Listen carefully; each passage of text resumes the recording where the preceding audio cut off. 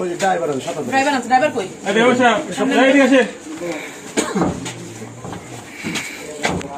আপনি কি ৭,০০০ লিটার কি মেপে আনছিলেন?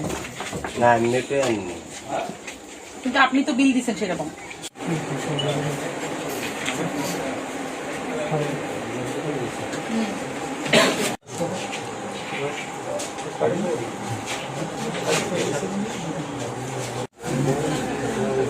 আমরা কিন্তু পদ্মা থেকে কথা বলে খোঁজ নিয়েছি যে এটা আপনার যাওয়ার কথা ছিল কোনো এক লঞ্চ মালিকের।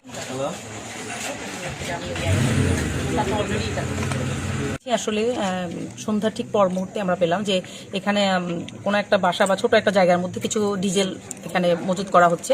তো তার প্রেক্ষিতে আমরা মূলত এখানে আসি, দেখলাম যে যে ব্যক্তি তিনি আর কি অন্যান্য যেমন সার বা অন্যান্য অনেক কিছু বিক্রি করছেন, কিন্তু সেই দোকানেই উনি ছোট করে একটা স্টোরের মতো রেখে সারা বছরই ওনার বক্তব্য অনুযায়ী সারা বছরই উনি এরকম আর কি বিভিন্ন জায়গাতে জ্বালানি তেল এনে বিক্রি করেন। তো এখন যে বিষয়টা যেটা আমাদেরকে উনি স্লিপ দেখালেন, ভাউচার দেখালেন যে এই একটা ১০০ টাকা করে যেটা আর কি বাজারে আমরা দেখছি, কিন্তু উনি ৯৬ টাকার মতো কিনে এনেছেন ডিজেল প্রতি লিটার, ৭,০০০ লিটার মোট প্রায় ৫.৭ লাখ টাকার মতো একটা ভাউচার তিনি দেখালেন। পদ্মা ডিপোর থেকে তিনি এনেছেন বরিশালে সেই জায়গা থেকে, এবং আমার স্লিপে লেখা আছে এটা যাওয়ার কথা ঝালকাঠিতে। তো সেই ঝালকাঠিতে না গিয়ে সেটা গাড়িটা এখানে আসলো। তো তার উত্তর আমরা যখন জানতে চাইলাম, তো তিনি বললেন যে দেশে যেহেতু সংকট চলছে, আমি চেয়েছি যে মানুষকে এখানে এলাকার মানুষকে পারপাস যাতে সার্ভ হয়, এই জন্য আমি কথা বলে একটু এটা আমি আমার কাছে সংরক্ষণ করেছি আর কি এনে। তো এরপরে সেটা তিনি স্বীকার করলেন যে এটা আসলে অনুমোদনের বাইরে তিনি নিজের থেকে ব্যক্তিগত উদ্যোগে নিয়ে গেছেন।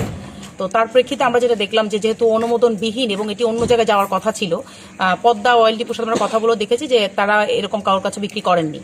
তো যেহেতু অননুমোদিতভাবে তিনি এনেছেন, পেট্রোলিয়াম আইন অনুযায়ী আমরা তাকে ১০,০০০ টাকা অর্থদণ্ড দিয়েছি, এবং যে পরিমাণ ডিজেল আমরা পেয়েছি এখানে মোটামুটি আনুমানিক, যেটি ওনাদের বক্তব্য অনুযায়ী এবং কাগজপত্র অনুযায়ী, যেহেতু আপনারা দেখছেন আমরা একটু আগে, এবং এখানে মাপার কোনো সরঞ্জাম সেরকমটা নেই, আমরা আনুমানিক ৭,০০০ লিটার তাদের বক্তব্য অনুযায়ী আমরা এরকমটা জব্দ করেছি এখন, এবং এটি এখন স্পট নিলামের মাধ্যমে আমরা বিক্রয়ের ব্যবস্থা করব।